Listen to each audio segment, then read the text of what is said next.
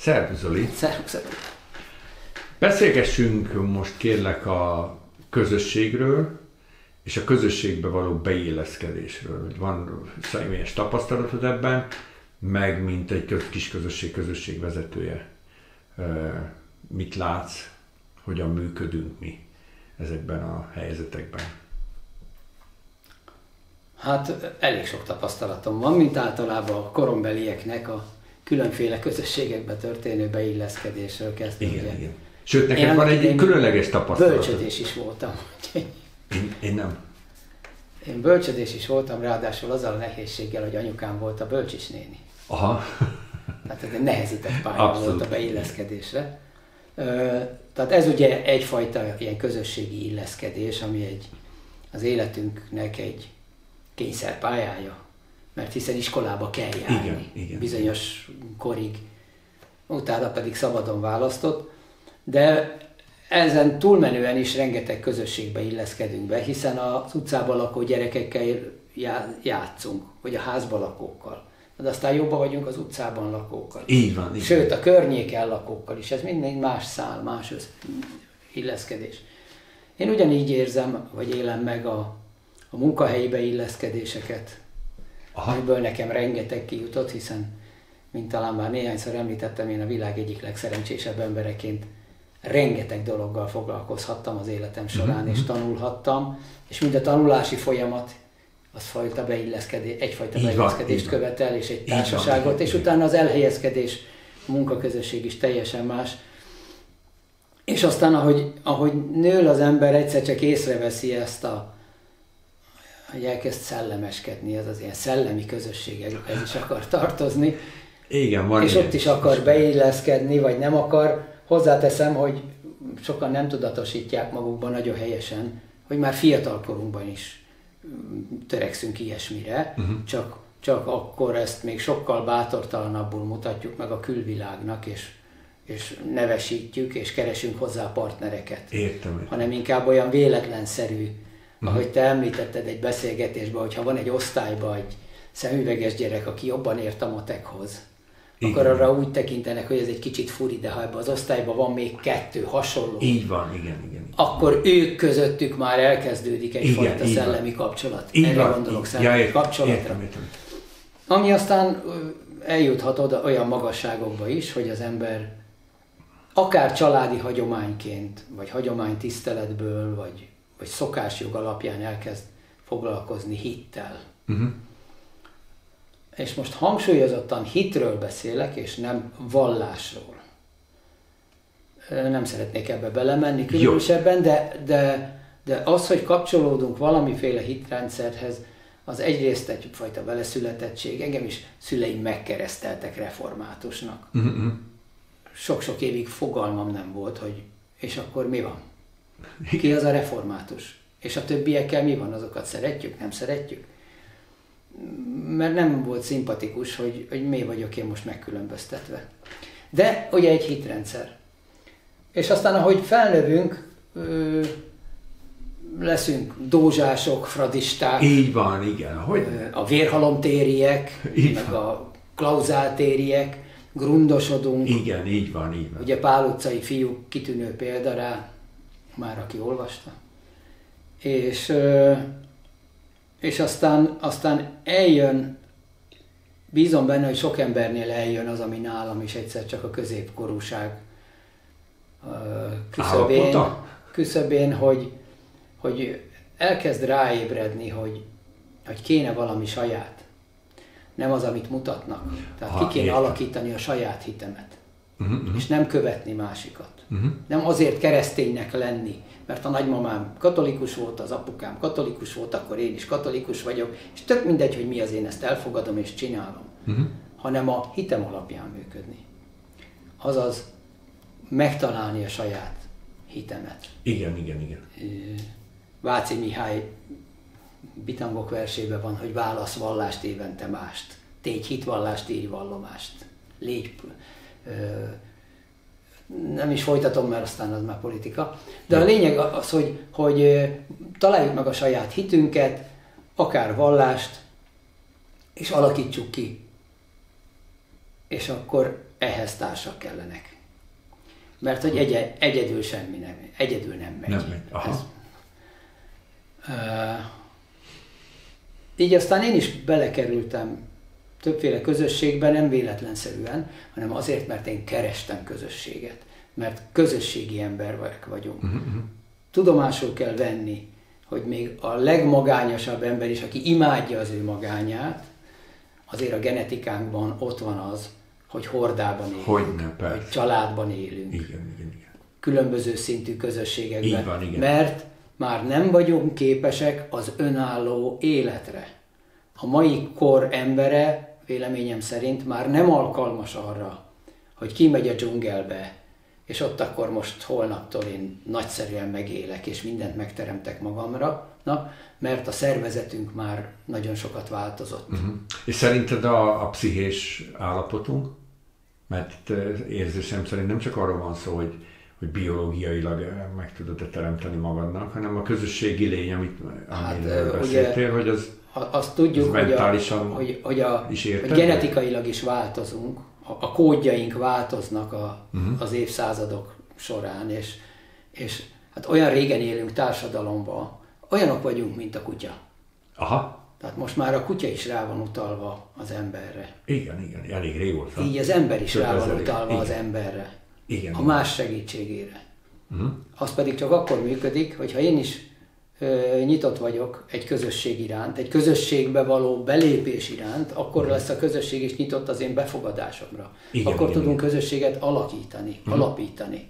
Az nem úgy megy, hogy alapítok egy közösséget, és várok, és akkor egyszer csak csöngetnek, és jönnek a tagok. Hát ez nem így megy. Igen. Először valamit fel kell kínálnom magamból. Igen, így van, értem. Ugye egyik kedvenc filmem a bakancslista. Hoztál-e örömöt mások életében, lelted-e örömöd az életbe? Ugye az egyiptomiak hite szerint ezt kérdezik meg halálunkkor igen. tőlünk. Nagyon fontos, hogy az a kérdés, hogy hoztunk-e örömöt mások életébe. Mert ha nem, az azt jelenti, hogy kirekesztettük magunkat mások közül. És ez aztán nagyon jó kis depressziókat tud okozni, megkeseredéseket, amivel aztán nagyon jól tudunk bánatot hozni mások életébe és fájdalmat, és így nemhogy nem illeszkedünk be, nemhogy közösségi tagok leszünk, hanem egyre jobban kirekesztődünk, bármilyen szinten. Mi a helyzet akkor, és ebben van tapasztalatod? Nem véletlenül hozom fel ezt a témát. Mi a helyzet akkor, ha egy közösséget, kapcsolódást keresünk, de az a közösség egy nagyon hierarchikusan felépülő közösség. Ugye te részese voltál egy Theravada közösségnek. Igen. Szerzetesi közösségnek. Igen. Hogy mik a tapasztalataid, volt-e olyan, amit tovább hoztál magaddal, pozitív élmények, és mik voltak azok, amik kerülendőnek kell, hogy legyenek, vagy már kerülöd is őket tudatosan? Ez egy nagyon érdekes kérdés, ugyanis én alapvetően mindig szabálykövetőnek ismertem magam, és mások is így ismertek. Tehát egy Theravada közösség, különösen egy kolostori, az erre nagyon jó. Értem. Mert hiszen szabályok vannak, rengeteg, több 100 szabály van, amit meg lehet tanulni, be lehet tartani. Nagyon szórakoztató figyelni magunkat, hogy még tudjuk-e mind a 237 szabályt, vagy 252-t, vagy 287-et, vagy akárhány szabályt, és vajon mind betartjuk-e, és nem tartottam be, mert most 12 után 2 perccel még mindig ettem. Lehet így, nem gúnyolódom. Ezt komolyan gondolom. Igen. Van, akinek ez működik. Akinek erre szüksége van, mert olyan szabálykövető, olyan jól érzi magát, ő neki az adja a biztonságérzetet, hogy megvannak a szabályok, és hogyha a szabályokat betartom, akkor nap-nap után ugyanúgy élhetem az életem, és minden rendben van. Igen. De van, akinek ez egy ideig működik, mint ahogy nekem is működött egy ideig, és egy idő után jön egyfajta önállósodási vágy,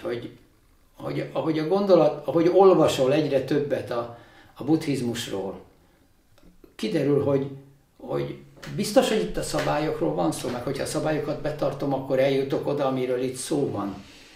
És akkor ha elkezdek gondolkodni a Buddha életén, akkor rájövök, hogy hát bocsánat, de Buddha, ha valami nem volt, akkor szabálykövető. Mindig abból lépett tovább, hogy a szabályokat megszegte, vagy félretette ennek a jelentőségét. Hát úgy jutott el, ugye az egyik szélsőségből elment a másik szélsőségbe. Itt is voltak szabályok, ott is voltak írott vagy íratlan szabályok. És aztán rájött, hogy ez a szabályrendszer sem való. És akkor leült a fa alá, de ott is egy szabályrendszer volt, hogy leülök egy fa alá, és addig nem mozdulok, amíg valami nem történik.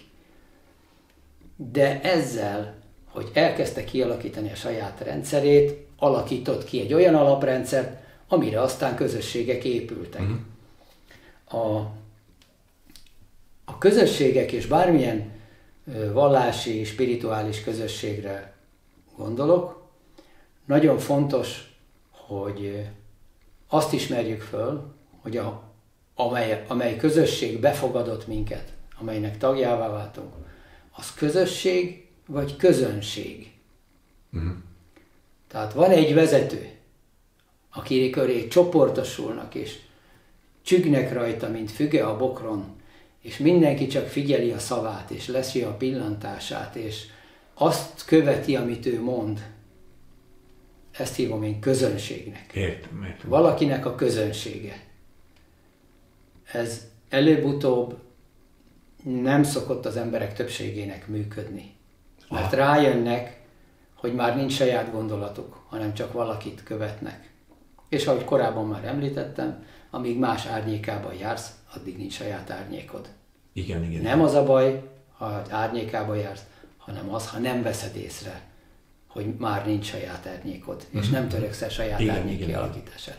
Tehát én például, amikor úgy gondoltam, hogy elindítanék egy közösséget, akkor arra gondoltam, hogy ez egy olyan közösség legyen, aminek nincsenek alapszabályai. Tehát nem azzal kezdem, hogy itt vannak a kritériumok, ezt kell csinálnunk, ezzel az elveink, ebbe egyet kell értenünk. Nem. Legyünk olyanok, akik foglalkoznak hasonló témával, például a buddhizmussal. Az én közösségemben jöhet zenkövető, téraváda követő, vajrayána, bármely irányzat követője, egy érdeklődő. Van olyan tag, aki 10 évig muszlim volt, és utána kezdett el buddhizmussal foglalkozni. Ez a közösség inkább arra jött létre, hogy segítsük egymást gondolatait. Fölvillantsunk ugyanazzal a gondolattal kapcsolatban egy más nézőpontot. Adjunk egy támpontot, és tulajdonképpen ez egy olyan laza kötődésű szövetség, ahol a cél az, hogy a másiknak valamit véletlenszerűen tudjak adni. Akkor ez a közösség, nem is tudom, hogy fogalmazok, ez a közösség összetartó ereje, amit megfogalmaztál most, ez a fajta szellemi aktivitásnak az Jó a kérdés. A közösség összetartó ereje az ne az összekapaszkodás legyen. hanem mi? Tehát nem hiszek a vér- és datszövetségekben. Nem hiszek abba, hogy mi zenesek vagyunk, és akkor mi rinzai szerzetesek, zenkövetők vagyunk, tehát a szótó, ugyan már hát a szótó. Ebben a pillanatban már nem vagyunk buddhisták. Ugye a szótó, akik esetleg nem tudják, ezek a fekete ruhások, a japán irányzat, a rinzai, az koreai, másképp gyakorol, más tanul, de abban a pillanatban, hogy én elkezdem a másikat megkülönböztetni, már nem vagyok buddhista. Próbálj meg pozitívan gondolkodni, hogy akkor mi az, ami... Nagyon nehéz. Mi az, ami egy jó közösség... Mikor működik jól egy közösség? Akkor működik szerintem jól egy közösség, hogyha nincsenek kötelezőségek. Nem azért találkozunk hétfőnként, mert kötelező, hanem azért, mert hiányzik. Amikor találkozunk és nincs ott 2-3 ember, akkor esetleg megkérdezzük, hogy tud-e róluk valaki valamit, mert azt mondták, hogy jönnek, de nincsenek itt. De nem az aggódás, meg a jaj, vigyen valaki neki 3 szem krumplit, mert lehet, hogy éhezik, nem. Hanem inkább a hiányérzet tartson össze minket, mint az, hogy hány óra van. Ugye erre van egy nagyon jó koan, a Nincs Kapu koangyűjtemény 16-os koanja, ami bevallom, mint már 8-9 éve foglalkoztat engem. Ez az egy koan, vagy a könyv? Ez az egy koan. Sok kis mellékvágány, hogy nagyon sokan mesélik, szerzetesek, hogy hány éve foglalkoznak egy koannal. Amikor először ezt hallottam egy nagyon híres oxfordi professzortól, egy szerzetestől, hogy ő 6 évig foglalkozott egy koannal, akkor egész ledöbbentem, hogy az mi? Reggel 8-kor leülök, és délután 4-ig nézek egy szöveget, vagy azt forgatom magamba. És aztán rájöttem a saját tapasztalatomból, hogy nem, a koan foglalkoztat minket, nem mi foglalkoztat. És a koan választ minket, nem mi választjuk a koant. Nos, ez a koan az úgy hangzik, az a cím, hogy Ummon harangozása, rendkívül rövid a szöveg. Ummon mondta egyszer, a világ hatalmas és tágas. Miért veszitek föl 7 részes köntösötöket a harang szavára? Nos, ez a koan engem 8-9 éve foglalkoztat. Aha. De hogy megpróbáljam lefordítani egy európai nyelvre a koannak az üzenetét, hogy...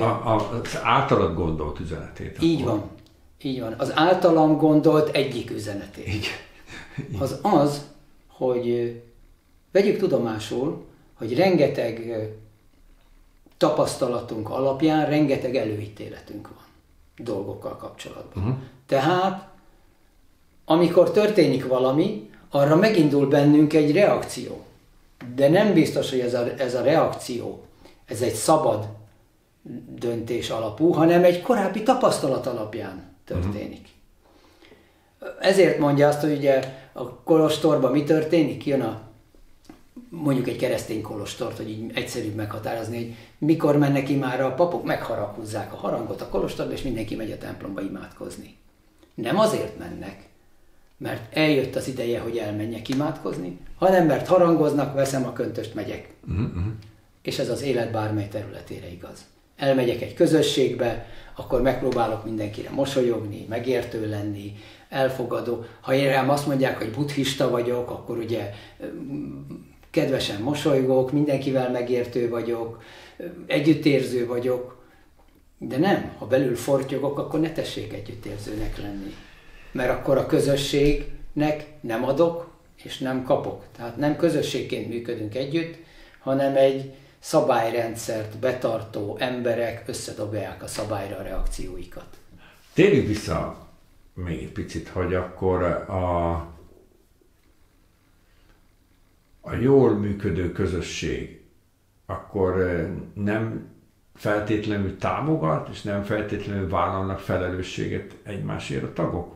Vagy nem biztos, hogy jól értettem, azért szeretném ezt újra körbejárni, hogy...